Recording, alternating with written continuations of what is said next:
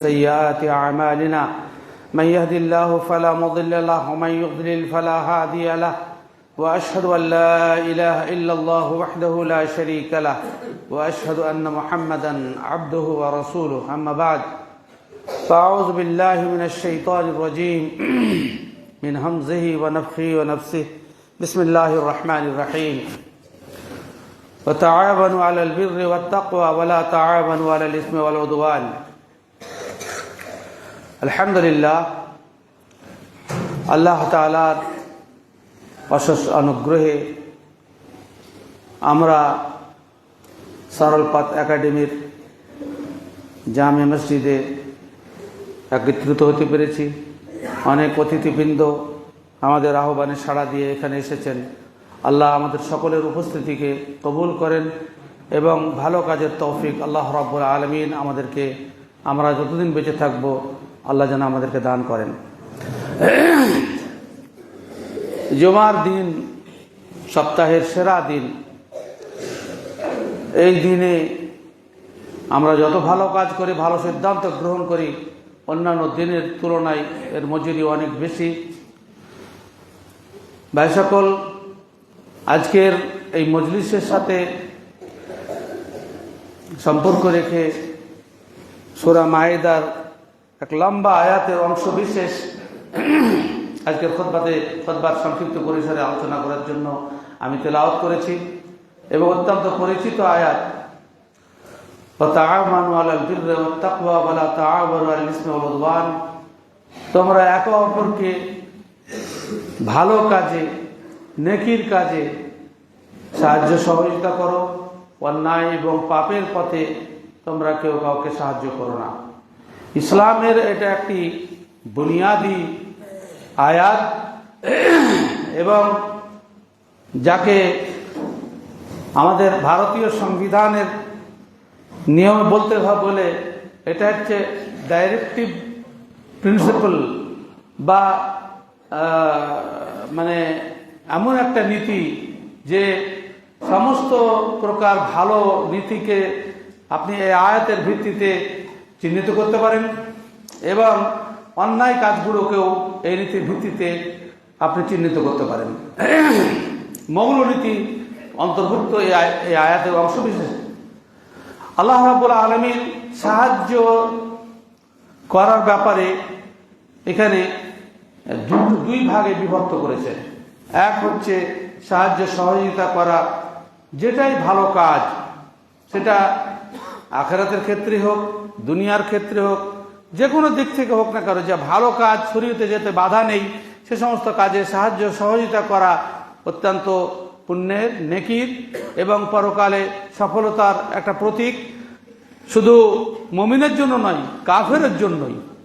আমি খুব গুরুত্বপূর্ণ একটা বইয়ের অংশ বিশেষ কারণে ওড়াস মাদ্রাসাতে এক ছাত্রের অনুরোধের ভিত্তিতে ওকে একটা জায়গা বোঝাতে গেলাম, যদিও আমি মাদারিজুস সালিকিন বইটা এর আগে পড়িনি। তাতে ইমাম ইবনুল কাইয়িম এত মূল্যবান আলোচনা করেছেন যে ভালো কাজ তো মুসলমানদের জন্য ইহজগতে পরজগতে উপকারী, এটা আমরা ভাবি, কিন্তু তা না। ভালো কাজ যেই করুক না কেন, সে কাফেরও যদি করে তো তার ইহকালও তার জন্য লাভদায়ক। যদি সে জান্নাতে না যেতে পারে সেটা স্বাভাবিক ব্যাপার, কিন্তু তার আল্লাহ রাব্বুল আলামিন বারাকা দান করেন এবং পরকালে তার শাস্তি লাঘব করে দেন।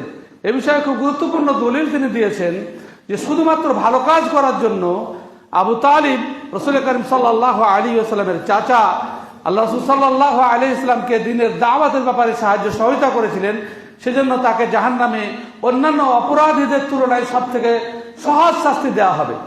এবং সে হাদিসে রাসূল করিম সাল্লাল্লাহু আলাইহি ওয়াসাল্লাম স্পষ্ট বলেছেন, লাহওয়ানুন নাসে আযাবা ইয়াউমাল কিয়ামাতে আবু তালিবকে সবথেকে সহজ শাস্তি দেওয়া হবে। তার কারণ কোলে পিঠে নিয়ে রাসূল করিম সাল্লাল্লাহু আলাইহি ওয়াসাল্লামকে তিনি মানুষ করেছেন, দ্বীনের দাওয়াতের ব্যাপারে তিনি সহযোগিতা করেছেন।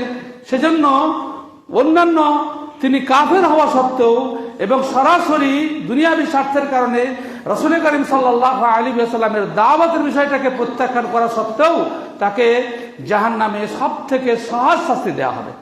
এর চাইতে বড় দলিল আর কে হতে পারে যে ভালো কাজে সহযোগিতা কত বড় উপকারী, কত লাভের আমরা বুঝতে পারি না বিষয়টা।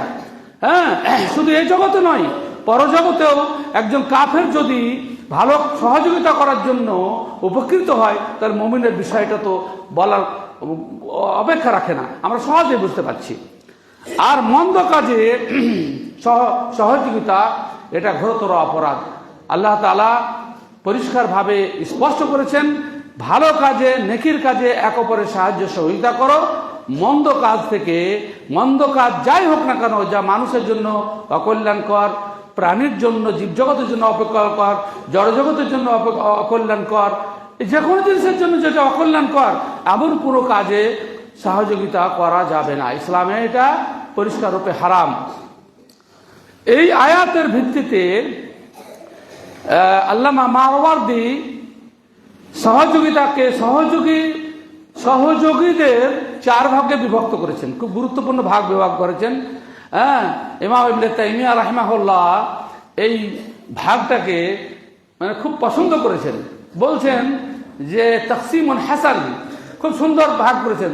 1 নম্বর হচ্ছে যে ব্যক্তি নিজে অপরের সাহায্য করে আর যে সহযোগিতা গ্রহণ করে।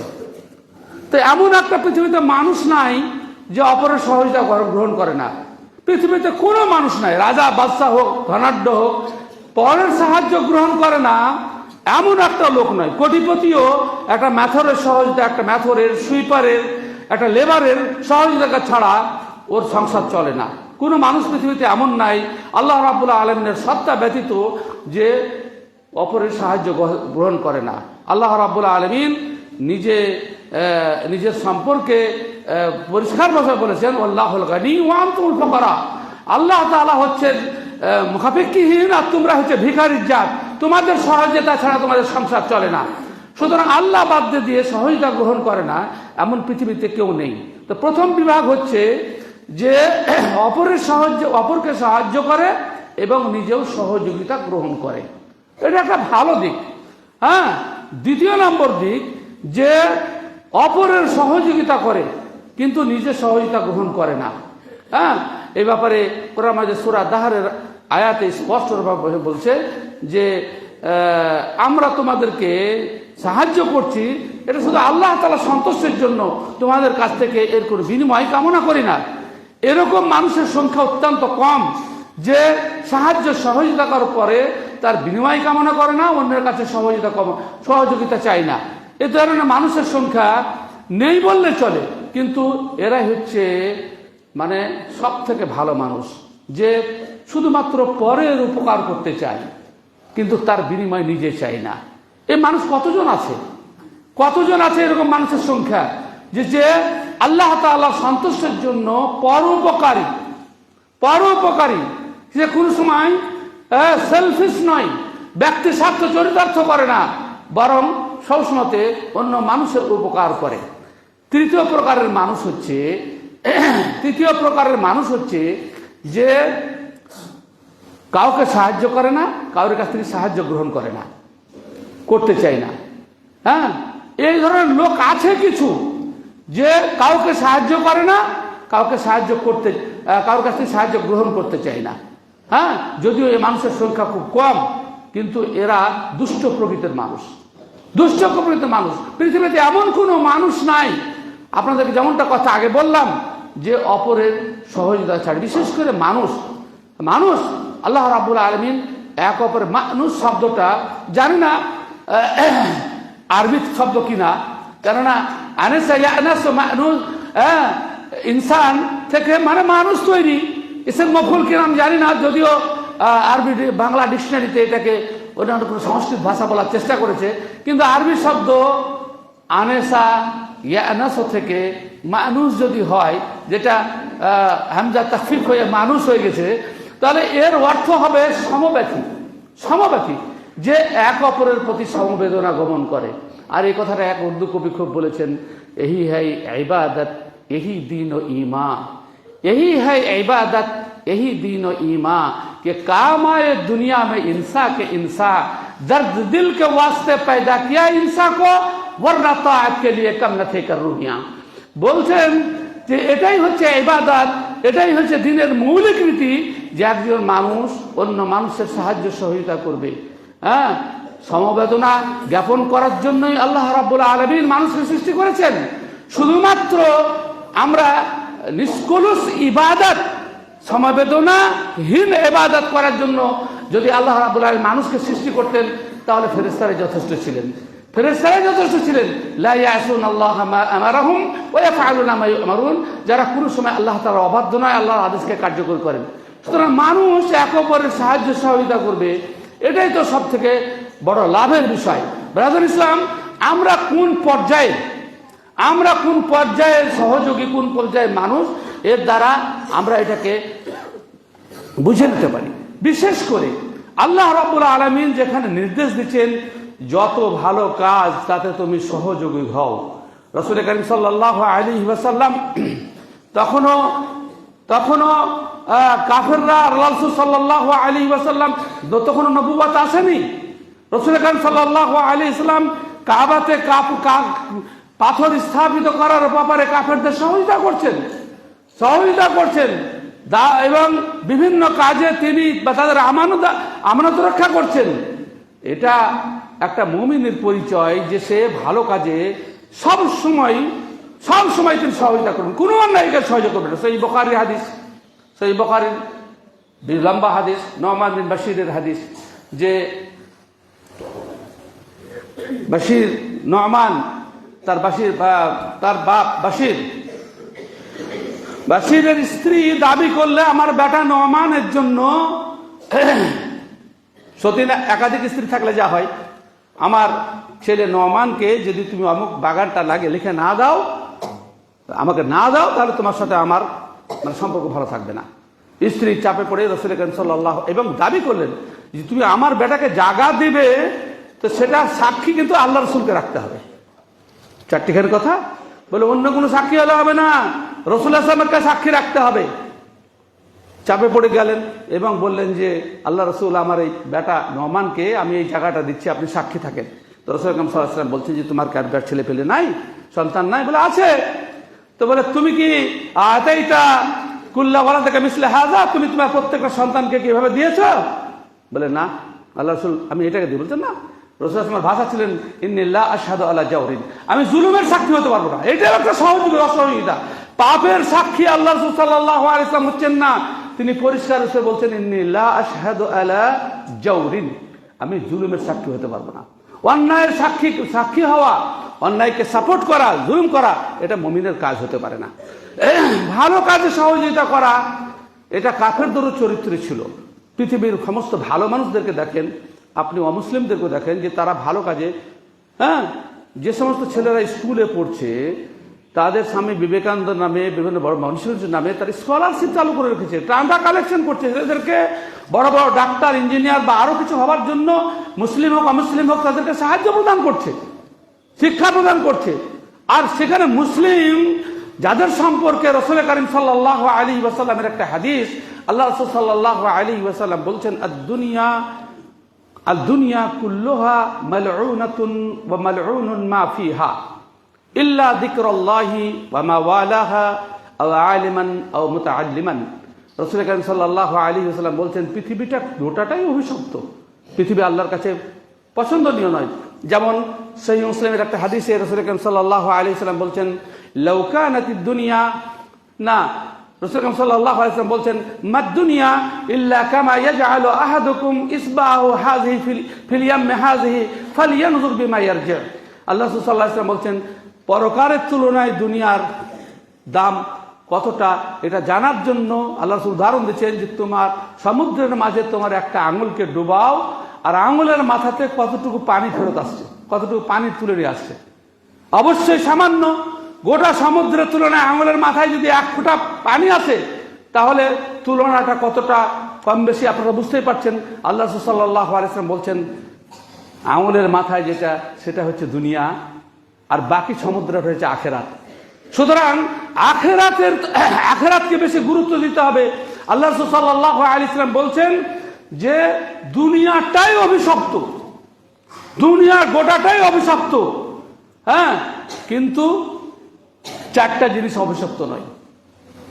আমরা কিসের পিছনে দৌড়ে আছি? অভিশাপ মুক্ত আছি না অভিশাপ আমাদের উপরে, অভিশাপের সাথে আমরা আবর্তিত আছি? অভিশাপ আমাদের উপরে হচ্ছে। আল্লাহ বলছেন ইল্লা যিকরাল্লাহ, যেখানে আল্লাহর জিকির হয়, আল্লাহকে স্মরণ করা হয় যে জিনিসের মাধ্যমে, সে যাই হোক না কেন, আল্লাহর জিক্রে, আল্লাহকে স্মরণে সহযোগী জিনিস যত আছে, মাদ্রাসা, মসজিদ, দ্বীনি প্রতিষ্ঠান, দ্বীনি কিতাব, লেখনী, পত্র পত্রিকা, এসবের উপর অভিশাপ নেই। আও আলিমান আও মুতাআল্লিমান, দিন যে শিখে, দিন যে শিক্ষা দেয়, আর যে দিন যে শিক্ষা দেয়, যে শিখে, এদের উপরে আল্লাহ তাআলার অভিশাপ নেই। এটাও আল্লাহ তাআলা জিক্রের অন্তর্ভুক্ত। সুতরাং এই সমস্ত জায়গার সাথে যুক্ত থাকা, নৈতিক সমর্থন করা, বুদ্ধিভিত্তিক সমর্থন করা, বুদ্ধি দেওয়া, পরামর্শ দেওয়া, কিংবা কোন লোক শত্রুতা করছে তাকে নিরস্ত করা, কোন লোক ভুল বুঝছে তার ভুলকে দূর করা, এটা তো আমাদের নৈতিক দায়িত্ব, কর্তব্যের মধ্যে পড়ে। কিন্তু আমরা এই বিষয়ে অত্যন্ত পিছিয়ে আছি। ভাই সকল, সরল পথ একাডেমির খণ্ড চিত্র আপনাদের সামনে তুলে ধরা হয়েছে। 2013 সালে জমিয়তে আহলে হাদিস পশ্চিমবাংলা মুর্শিদাবাদ জেলা স্বপ্ন দেখে, যার মূল মাথা বলতে আমি, কেননা আমি জামিয়া সালাহ বেনারস থেকে যেদিন বেরিয়ে আসি তখন থেকে সিদ্ধান্ত নিয়েছিলাম যে পশ্চিম বাংলার বুকে এমন একটা প্রতিষ্ঠান গড়া যায় কিনা, যেখানে পশ্চিম বাংলার ছেলেদেরকে এত কষ্ট করে, আর ভাষা বৈচিত্র্যের কারণে বাঙালি ছাত্রদেরকে যেভাবে অপমানিত হতে হয়, আপনারা না গেলে বুঝতে পারবেন না। শুধু বাংলা বলার অপরাধ এখন যেমন মারছে বিভিন্ন জায়গায়, বাঙালি ছাত্রদেরকে, আছেন ভালো শিক্ষক, তারা ভালো দৃষ্টিতে দেখেন, কিন্তু বাংলা ভাষাকে উর্দু ভাষীরা মেনে নিতে পারে না অনেকেই। হ্যাঁ, এটাকে আরব আজমের মতো মনে করে আমাদেরকে, হ্যাঁ, বাংলা ভাষাকে। অথচ বাঙালি আলেমদের অনেক খিদমত আছে, যেহেতু উর্দু ভাষায় নয়, আরবি ভাষায় নয়, সেজন্য তারা আমাদেরকে জানতে চিনতে পারে না। সে যা হোক, ওটা কোনো কথা নয়। আমাদের আল্লাহ রাব্বুল আলামিন আমাদের জন্য, আল্লাহ তাআলা ওমা মিন দাব্বাতিন ফিল আরদি ইল্লা আলাল্লাহি রিজকুহা ওয়া ইয়ালামু মুস্তাকাররাহা ওয়া মুস্তাওদাআহা, আমাদের জন্য আল্লাহ রাব্বুল আলামিন লওহে মাহফুজে পশ্চিম বাংলাকে বা বাংলা ভাষা এলাকাকে বাছাই করেছেন। আর সূরা রুমের 22 নম্বর আয়াত অনুযায়ী ইখতিলাফু আলসিনাতিকুম ওয়া আলওয়ানিকুম, আল্লাহ তাআলার ভাষা বৈচিত্র্য, রঙের বৈচিত্র্য, এটা আল্লাহ তাআলার নিদর্শন। সেজন্য আমরা কোনো মাত্রায় হীনমন্যতে আমরা ভুগি না, আলহামদুলিল্লাহ। তো বাংলা ভাষার মাধ্যমে দ্বীনি খিদমতের জন্য একটা উন্নত মানের প্রতিষ্ঠান গড়ার আমরা স্বপ্ন দেখেছিলাম। আল্লাহ তাআলার নিয়াতের সততা আল্লাহ ভালো জানেন। আমাদের নিয়াতের মধ্যে আমাদের হিসাবে কোনো গলদ ছিল না, আলহামদুলিল্লাহ সে ব্যবস্থাপনা হয়েছে। এবং কাকুড়িয়ার মতো গ্রাম, আপনাকে যেটা বলতাম যে উমরপুরে আসার আগে কাকুড়িয়া গ্রামের নাম শুনিনি, আমি শুনিনি নাম উমরপুরে আসার আগে, অথচ আমার বাড়ি মাত্র 25 কিলোমিটার দূরে, আর সেই গ্রামটা আজকে পশ্চিম বাংলার ভিতরে বিখ্যাত হয়ে গেল। কত দূরের লোক জানে কাকুড়িয়া? হ্যাঁ, রাসূল আকরাম সাল্লাল্লাহু আলাইহি ওয়াসাল্লাম মক্কাতে ছিলেন, মদিনায় হিজরত করে আসলেন, তার শহরের নামই পরিবর্তন হয়ে গেল মদিনাতুন নবী। আজকে মদিনার আসল নাম ছিল সৌরিব, আর আজকে কেউ জানে না সৌরিব নাম, সকলেই বলছে মদিনা, মদিনা, মদিনাতুর রাসূল। ভালো কাজ হলে একটা জায়গার যে মানে পুরো সৌজন্য পরিবর্তন হয়ে যায়, সেটা বুঝতে পারছেন। এখন সরল পথের নামে কাকুড়িয়ার পরিচিতি, আলহামদুলিল্লাহ। কত মানুষ আসছে গোটা কলকাতা থেকে, এদিকে গোটা কুচবিহার থেকে, কত মানুষের পরিচিতি। উমরপুরের অবস্থা তাই, প্রতি মাসে মিটিং হচ্ছে, গোটা জেলার লোক আসছে উমরপুরের মসজিদ, একটা সাধারণ মসজিদ হলো টালির ঘর। আল্লাহ রাব্বুল আলামিন আগে থেকে কিছু পাঠাবার আগে ব্যবস্থা করেন, কিভাবে হচ্ছে। এখন উমরপুর হচ্ছে গোটা পশ্চিম বাংলার জমিয়তে আহলে হাদিসের হেডকোয়ার্টার, আর তার আয়ত্তাধীন হচ্ছে কাকুড়িয়া গ্রাম। আলহামদুলিল্লাহ, এখানে দিনের দাওয়াতের কাজ সহ ছাত্রদের শিক্ষার ব্যাপারে আপনারা ভালোভাবে অবগত আছেন যে প্রতি বছরে মাদ্রাসা বোর্ডে খাস করে আমাদের প্রথম 10-এর মধ্যে নাম থাকছেই। প্রথম হয়েছে, দ্বিতীয়, তৃতীয়, চতুর্থ, 8, 9, 10 পর্যন্ত আলেম এবং ফাজিলের নাম থাকছেই। এটা আলহামদুলিল্লাহ একটা প্রতিষ্ঠানের ভালো পড়াশোনা হওয়ার অন্যতম নিদর্শন।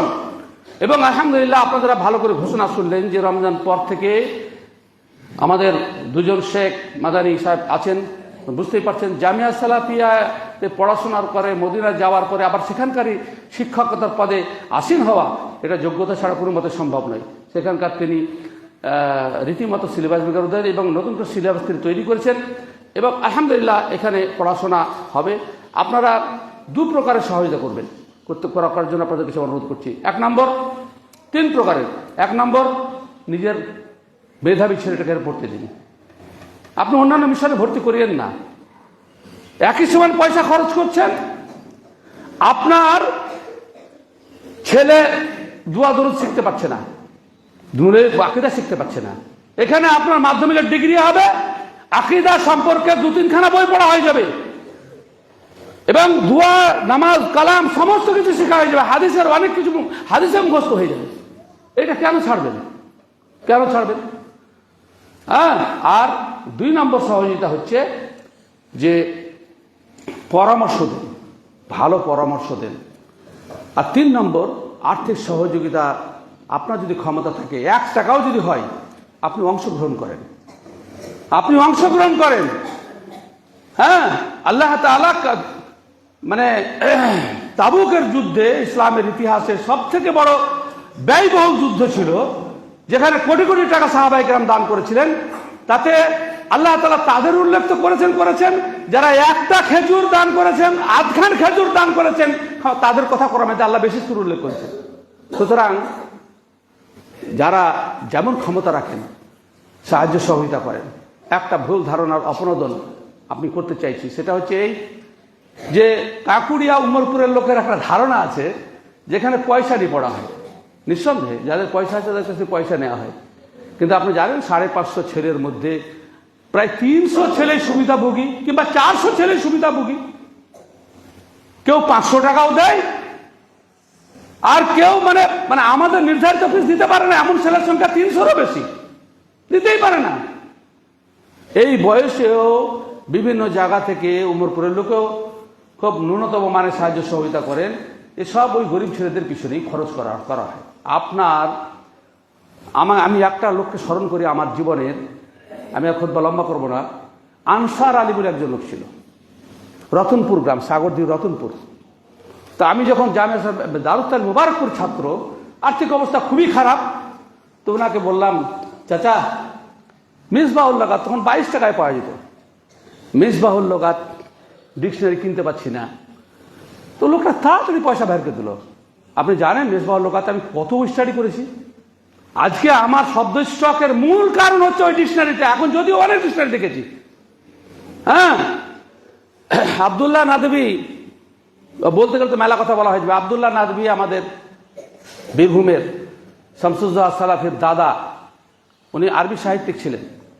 মাওলানা নিয়াজউদ্দিন সীতারামপুরি এই পাকুড়ের কাছে, উনি গেছিলেন বলে আপনি আরবি কবি হয়েছেন, আরবিতে কবিতা লিখতে পাচ্ছেন, ভালো ভালো কবিতা লিখেছেন। মানে আরবের লোকেরা বাদশা ফয়সাল এসে শুনে ওকে বলে চলো আমাদের দেশে, এখানে থাকা যাবে না। এত বড় কবি ছিলেন আব্দুল্লাহ নাদবী। তো নিয়াজউদ্দিন সীতারামপুরি সাহেব বলছেন যে আমি কি করে কবি হব? তো বলে তোমার শব্দ স্টক কত আছে? কবিতার ভিতরে শব্দ স্টক রাখতে হবে। মিসবাহুল লগাত মুখস্থ আছে? তোমাকে প্রশ্ন করছে মিসবাহুল লগাত মুখস্থ আছে? বলে না। বলে মুখস্থ করো, মুখস্থ করো। তো মুখস্থ করতে করতে ওয়ার্ডসেট মুখস্থ করে ফেলেছিলেন এই ডিকশনারিটা।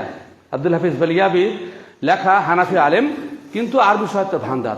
তো ওই যে আপনি বলেন ওই 22 টাকা সহযোগিতার পরে আমি আজকে আব্দুল্লাহ সালাফি সারা জীবন যদি খিদমত যেটুকু করছি, ওই লোকটার কবরে নাকি যাবে না? মাত্র তো করেছেন 22 টাকা খরচ, কিন্তু আমি কত দূরে পৌঁছেছি ডিকশনারি থেকে। আপনার বেশি ক্ষমতা নাই, আপনি সহযোগিতা করুন, সহায়তা করুন। কাউকে বই কিনে দিন, কাউকে কিছু করেন, আপনি যা পারেন। আল্লাহ তাআলা ফাত্তাকুল্লাহ মাসতাতা'তুম লিয়ানফিকু যু সাআতিন মিন সাআতি। কিন্তু সহযোগিতার হাত বন্ধ করলে হবে না, সহযোগিতা করেন। আপনাকে পরিষ্কার কথা বলছি, আপনি খাতা দেখবেন, জামিরুল হক আপনাদের কেরানি, আপনাদের গ্রামেরই, যে অন্য সময় এসে দেখবেন যে কত ছেলে সুবিধা ভোগ করে। হ্যাঁ, এবং অনেকেও নির্ধারিত ফিস সময় পেলে মাফ করে নিতে পারছি না। 5 মাসের বাকি ছিল, মাধ্যমিক পরীক্ষা দিয়ে চলে গেল, পয়সা দিতে পারেন, ছুটিতে বাধ্য হয়েছি। 5 মাসের বাকি। এরকম বহু মানুষ আছে। এখানে কোনো অবস্থাপন্ন ছেলেদের আছে না, কেননা মৌলবি টুপি দাড়িওয়ালারা পরিচালনা করছে, এখানে ভালো শিক্ষা হবে না, এরকম একটা ভাবনা। কিন্তু এটা নয়, আমরা সর্বোচ্চ মানের শিক্ষা প্রদানের জন্য অঙ্গীকারবদ্ধ। আল্লাহ তাআলার ভয়ে আমরা কোনো প্রকার খেয়ানতের দিকে আমাদের কোনো ভাবনা চিন্তা নেই। সেজন্য সকলের প্রতি আমার বিনীত অনুরোধ যে সহযোগিতার ব্যাপারে আপনারা অঙ্গীকারবদ্ধ হন। কোনো প্রকার ভালো পরামর্শ থাকলে আপনি অবশ্যই পরামর্শ দিবেন। আপনাদের কাছে অগ্রিম বলা থাকলো, কোনো ভালো পরামর্শ থাকলে অবশ্যই ভালো পরামর্শ দিবেন। এবং এই প্রতিষ্ঠানের সাথে আপনারাও যেহেতু সংগঠনের স্কুল, সেজন্য এই প্রতিষ্ঠানের সাথে যুক্ত হতে হলে আপনাকে সংগঠনের সদস্য হতে হবে। আমরা কেউ সংগঠনের বাইরে নাই, সংগঠনের মাধ্যমে আপনাকে সদস্য হতে হবে। আপনি যদি বলেন যে কাকুরিয়া লোককে সংগঠনের সদস্য করেন, হ্যাঁ সংগঠনের সদস্য হন, আপনার যোগ্যতা থাকলে আপনি সদস্য হবেন। কিন্তু সংগঠনের বাইরে আপনি ডাইরেক্ট এখানে ঢোকার কোনো রাস্তা নেই, যেহেতু সংগঠন স্কুল। এটা আপনাদেরকে ব্রেনে রাখতে হবে। হ্যাঁ, আল্লাহ তাআলা আমাদের সকলকে এই দিনই কাজে সহযোগী হিসেবে গ্রহণ করেন এবং যে সমস্ত ত্রুটি বিচ্যুতি ভুল ধারণা আমাদের মধ্যে মনের মধ্যে সব শয়তান সৃষ্টি করেছিল, আল্লাহ সেগুলো সব ক্ষমা করে দেন।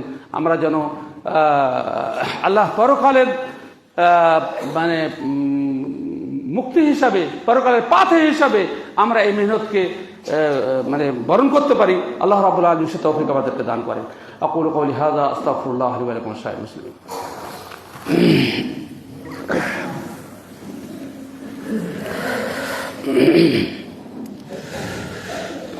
আলহামদুলিল্লাহি রাব্বিল আলামিন, والصلاة والسلام على أشرف الأنبياء والمرسلين نبينا محمد وعلى آله وصحبه أجمعين ومن تبعهم بإحسان إلى يوم الدين. أما بعد، فأعوذ بالله من الشيطان الرجيم. بسم الله الرحمن الرحيم. فبشر عباد الذين يستمعون القول فيتبعون أحسنه أولئك الذين هداهم الله وأولئك هم أولو الألباب. সূরা জুমারের 17 এবং 18 নম্বর আয়াতে আল্লাহ রাব্বুল আলামিন বলেন, আমার ওই বান্দাদেরকে শুভ সংবাদ দাও যারা মনোযোগ সহকারে কোরআন এবং সহিহ সুন্নাহর কথা শুনে আর তারপরে মূল্যায়ন করে যেটা সঠিক সেটাকে তারা অনুসরণ করে মেনে চলে। ছাত্র, শিক্ষক এবং যারা অতিথিবৃন্দ এখানে এসেছেন সকলের জন্য আজকে যে আলোচনা করলাম তার প্রেক্ষিতে বিশেষ করে ছাত্র এবং শিক্ষকদেরকে বলছি যে এটা একটা বড় চ্যালেঞ্জ, আমানত। চারিদিকে যেখানে ফিতনা, সেই ফিতনার পরিসরে যে সমস্ত ছাত্রদের আসছে তাদের মন মেজাজ তৈরি করা, তাদেরকে দ্বীনের পথের দিকে অনুরাগী করা, এটা আমাদের সকলের দায়িত্ব, কর্তব্য। বিশেষ করে যে সমস্ত ছাত্ররা এবার আলেম পরীক্ষা দিচ্ছে, আল্লাহ তাআলা তাদের পরীক্ষাতে তাদেরকে সফলভাবে উত্তীর্ণ করেন এবং একটা সম্মানজনক অবস্থানে আল্লাহ তাআলা নিয়ে যান, সে দোয়া করি। আমি অনুরোধ করব, যেখানে আলেম পরীক্ষা দেওয়ার পরে যেহেতু ফাজল পরীক্ষা দেওয়ার সুযোগ আছে এবং বড় আলেম হওয়ার সুযোগ আলহামদুলিল্লাহ অলরেডি তৈরি হয়ে গেছে, সেজন্য তোমরা অন্য কোথাও গিয়ে দুনিয়া গ্রহণ করবে এটা করো না। দুনিয়া তো আল্লাহ আগেই বরাদ্দ করে দিয়েছেন, দুনিয়ার জন্য খাটতে হবে না, দিনের জন্য খাটো, তোমার জন্য যেটা দুনিয়া আছে সেটা তুমি অবশ্যই পাবে। সেজন্য ছাত্রদের কাছে পরামর্শ যে জামিয়া সালাফিয়ার ঢাঁচে শিক্ষা ব্যবস্থা এখানে যেহেতু চালু হয়ে গেছে, সেজন্য অন্য কোনো মাদ্রাসা বা দূরে চলে যাওয়া সেটা দিকে তোমরা অবশ্যই খেয়াল রাখবে না, এটা আমাদের পরামর্শ, অনুরোধ। বাকি তোমাদের ইচ্ছা। শেষ কথা বলে ছাত্রদের উদ্দেশ্যে এবং শিক্ষকদের উদ্দেশ্যে শেষ কথা বলে আমার আলোচনা শেষ করছি, সেটা হচ্ছে উর্দুর ব্যাপারে। উর্দু ভাষীদের বাংলার প্রতি অনাগ্রহ থাকতে পারে, আমাদের উর্দুর প্রতি কোনো আগ্রহ নাই। পৃথিবীর সমস্ত ভাষাই ভালো, অনেক মহা পণ্ডিত আছেন, 8টা 10টা 20টা 30টা 100টা পর্যন্ত ভাষার পণ্ডিত ছিলেন। আমাদের ছাত্রদেরকে বলবো উর্দু ভাষা তুমি পণ্ডিত হও, হ্যাঁ, ভাষা জানলেই তো ভালো। আর বিশেষ করে বাংলার বাইরে গেলে উর্দু এবং হিন্দি জানা খুব জরুরি। আমি প্রাইমারিতে হিন্দি শিখেছি, আলহামদুলিল্লাহ গোটা বিশ্ব ঘুরতে আর কোনো সমস্যা নেই। আমরা হিন্দিকেও একটা সিলেবাস সাহিত্য হিসাবে 2-1টা ক্লাসে রাখার দরকার আছে, যেহেতু বাংলা বাইরে গেলে হিন্দি শিখতে হবে। সেজন্য উর্দুর প্রতি তোমরা আগ্রহী হও। আর শিক্ষকদেরকে বলবো যে বাংলার মাধ্যমে তো পড়াবেন এবং আরবির মাধ্যমে পড়ানো হবে, তো ওর প্রতিশব্দ সম্ভব হলে প্রতিশব্দ উর্দুটা কি এটাও বলে দিতে পারলে ভালো হয়। আস্তে আস্তে সমৃদ্ধ হোক এবং শিখুক, সে ব্যাপারটা আমাদের সকলকে নজর রাখতে হবে। এবং আমরা এর আগেও সিদ্ধান্ত নিয়েছি উর্দু ভাষা এবং সাহিত্য জানা একজন শিক্ষক আমাদের রাখার ইচ্ছা আছে। আল্লাহ তাআলা যদি আর্থিক সচ্ছলতা দান করেন তাহলে সেটাও সম্ভব হবে ইনশাআল্লাহুল আজিজ। আল্লাহ তাআলার কাছে দোয়া করি আল্লাহ রাব্বুল আলামিন আমাদের এই মেহনতকে কবুল করেন এবং আল্লাহ রাব্বুল আলামিন আমাদেরকে যেন কিয়ামতের দিন অপমানিত না করেন।